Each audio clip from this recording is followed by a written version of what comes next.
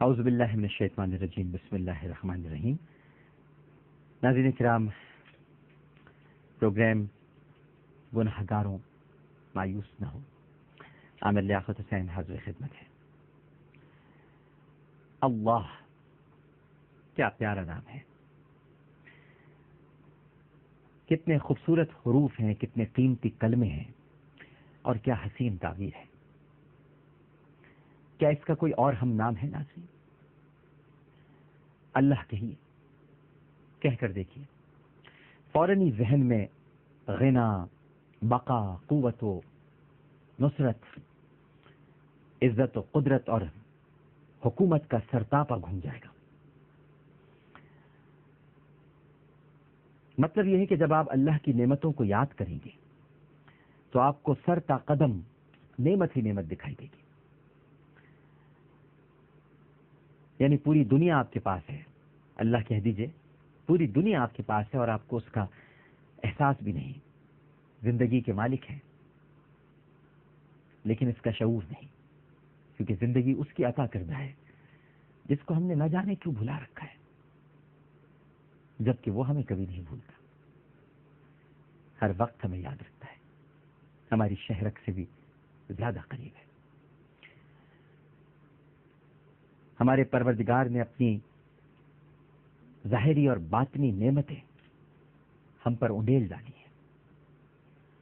ہمارے پاس آنکھیں ہیں، زبان ہے، دو ہونٹ ہیں، دو ہاتھ، دو پیر ہیں، اور بے شک ہم اپنے رب کی کن کن نعمتوں کو جھٹلائیں گے۔ تھوڑی دیر کے لیے غور کیجیے ناظرین، چلیے، کیا یہ آسان بات ہے کہ آپ اپنے پیروں پر چل پھر رہے ہیں جبکہ کتنے ہی پاؤں کاٹ دیے گئے؟ تھوڑی دیر کے لیے غور کیجیے۔ آپ پنڈلی کے بل کھڑے ہو جاتے ہیں جبکہ کتنی ہی پنڈلیاں ٹوٹی ہوئی ہیں۔ کیا آپ اس کے مستحق ہیں کہ پرسکون نیند سوئیں جبکہ آلام نے، مصائب نے، تکالیف نے کتنوں کی نیندیں اڑا کر رکھ دی ہیں؟ غور کرتے جائیے بس ناظرین کرام، اور پیٹ بھر کر جن کو کھانا بھی نصیب نہیں ہو رہا۔ ایسے بھی ہیں ناظرین کرام جو سیراب ہو کر پانی بھی نہیں پی سکتے۔ جن حالات میں ہم جی رہے ہیں، نہ یہاں پانی ہے، نہ بجلی ہے، نہ لوگوں کو پیٹ بھر روٹی ملتی ہے، روزگار بھی نہیں ہے۔ اور ناظرین کرام، بہت سارے تو ایسے بھی ہیں جو کھانا نہیں کھا پاتے کہ جن کو بیماریوں نے گھیر رکھا ہے، اور بیماریوں کی وجہ سے وہ بہت ساری نعمتوں سے دور ہے۔ کان کے بارے میں سوچیے، صرف کان کے بارے میں کہ آپ کی سماعت درست ہے۔ آنکھ کے بارے میں سوچیے کہ آپ اندھے نہیں ہیں۔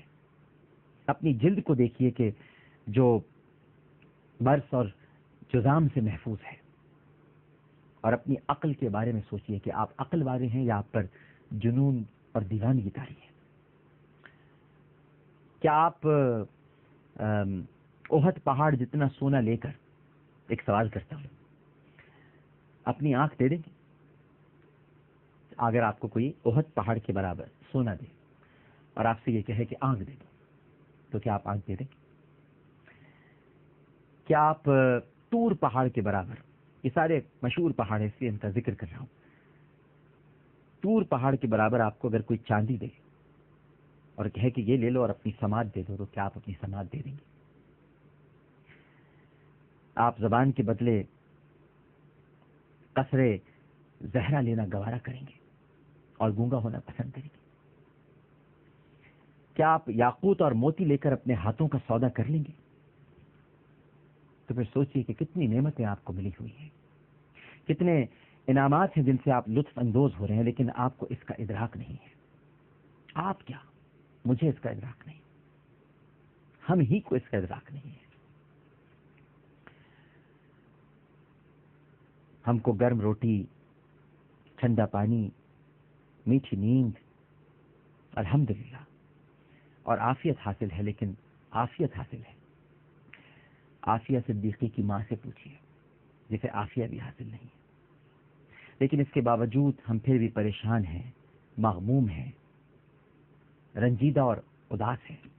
جو مفقود ہے اس کے بارے میں سوچتے ہیں، اور جو موجود ہے اس کا شکریہ ادا نہیں کرتے. کیسی عجیب سی بات ہے.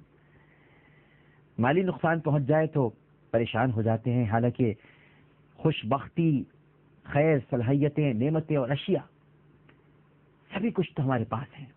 کاش کہ ہم ان کے سلسلے کے بارے میں سوچیں اور اللہ کا شکر ادا کیا کریں. ہمارے نفوس میں بھی ہمارے لیے نشانیاں ہیں، لیکن ہم ان کے بارے میں نہیں سوچتے. ماضی میں جینا، ماضی کے غموں کو یاد کرتے رہنا اور ہر لمحے انہی میں بس مصروف رہنا، ان پر رنج کرنا، میں تو سمجھتا ہوں کہ بے وقوفی کی علامت ہے. اس سے ارادے مزمحل اور موجودہ زندگی مقدر ہو جاتی ہے. حکما کہتے ہیں کہ ماضی کی فائل لپیٹ کر رکھ دی جائے، اسے کھولیے مت، بند کر دے بس ایک مرتبہ، بھلا دینا چاہیے. جو گزر گیا وہ گزر گیا. یاد لوٹا نہیں سکتی اس کی، اور نہ کوئی رنج اور غم اور فکر اسے زندہ کر سکتی ہے، کیونکہ ماضی کا مطلب ہے عدم. اور ماضی پرستی کے مرض میں مبتلا رہنے والے ایسے مریض بن جاتے ہیں ناظرین کرام، جن کو زندگی بھر ہر وقت رنجیدگی اور اداسی گھیرے رکھتی ہے، اور وہ مایوس رہتے ہیں، اللہ کی رحمت سے مایوس ہو جاتے ہیں، اداس ہو جاتے ہیں. جو چھوٹ گیا اس کی پرچھائیوں سے پیچھے چھڑائیے، کیونکہ آپ کو اصل کی طرف لوٹنا ہے. ویسے بھی کہتے ہیں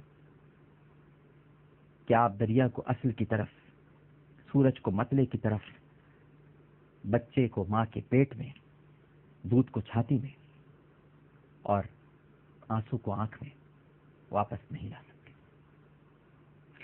لہذا ماضی میں رہنے کے بجائے حال کی فکر کیجیے. اور اس وقت حال یہ کہتا ہے کہ ہم ایک چھوٹا سا وقفہ لے لیں. وقفے کے بعد گفتگو کے سلسلے کو جاری رکھیں گے. ہمیں یقین ہے کہ آپ سب لوگ ہمارے ساتھی رہیں گے.